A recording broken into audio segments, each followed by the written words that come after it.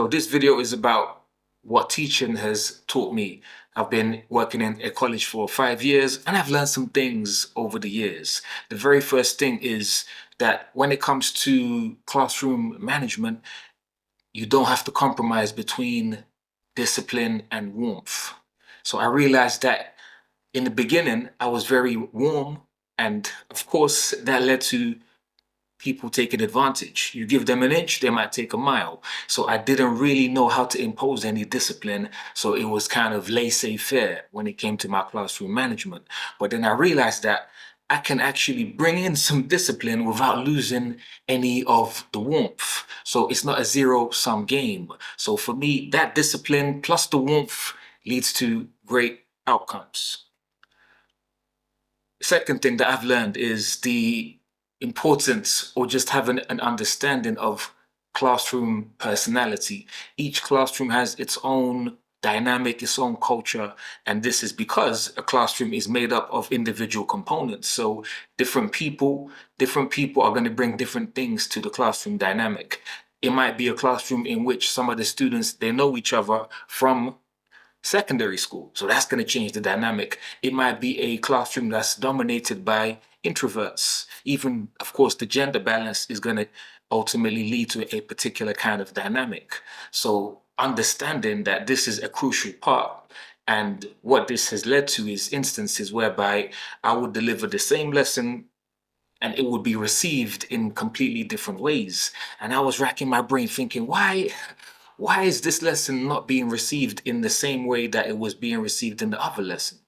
And that's because one of the reasons for this phenomenon is because each classroom has its own identity, which is made up of a lot of factors. So having an understanding of this, it definitely freed me up and helped with regards to my delivery and my approach, and not being so critical of myself when a lesson isn't received in the same way across different classes. Another lesson is the culture and competition. And there's a phenomenon that I've noticed, particularly when it comes to young men. For example, I've delivered a quiz and somebody has done very well in the quiz.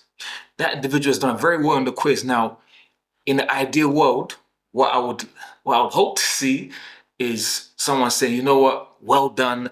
I'm going to try harder so I can get you the next time, like a friendly competition.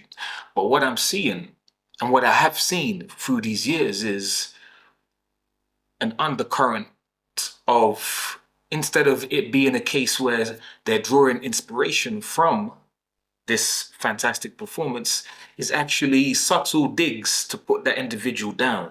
So it might manifest with a name call. So you might call them a Neek, you might call them a this or a that. So someone who has tried hard, they've clearly studied, instead of congratulating them, you're calling them a name because they have done their duty, right? And understanding that, okay, what is the root of this, and how can I try and change and build a culture whereby if there is competition, it's friendly competition, but it's a realization that it's not a zero-sum game that everybody can achieve. So that's a lesson that I've learned, and it's still an ongoing thing that I'm trying to really understand and think about when it comes to cultivating a classroom culture. Another aspect is, or something I've learned, is organization. One of my greatest cases of anxiety would come from, I don't want to be in a situation whereby there's nothing to do, there's no activity for the students, and there's 30 minutes left.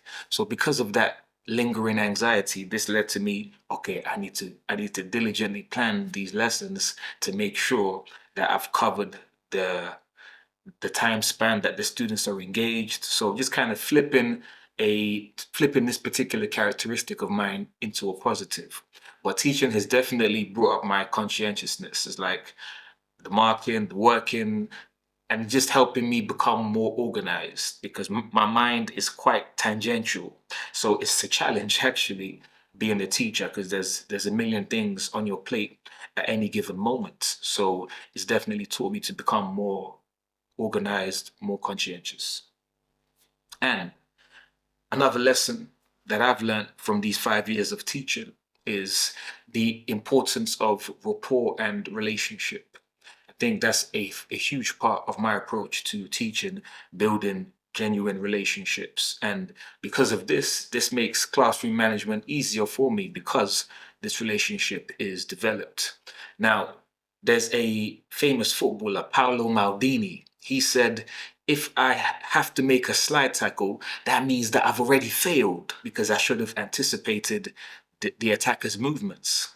And so I've kind of taken from that to the point whereby it's like, if I raise my voice, if I lose my temper in the classroom, then it's a failure, right? I should have found a better way to deal with my emotions and to navigate that situation. And so the importance of cultivating relationships, right? And therefore not having to actually raise my voice or lose my temper. This has been a lesson that I've learned over these years. And this was one of the most difficult lessons to learn, I would say, because of course there's many things that can happen. There's sometimes students who are trying to push your buttons. And so I've learned, okay, how do I deal with this, man? How do I maintain my poise in this instance? So I've definitely made some improvements in this area. But these are just a few lessons that I've learned from teaching. There's some others, but I'll probably save that for the next video.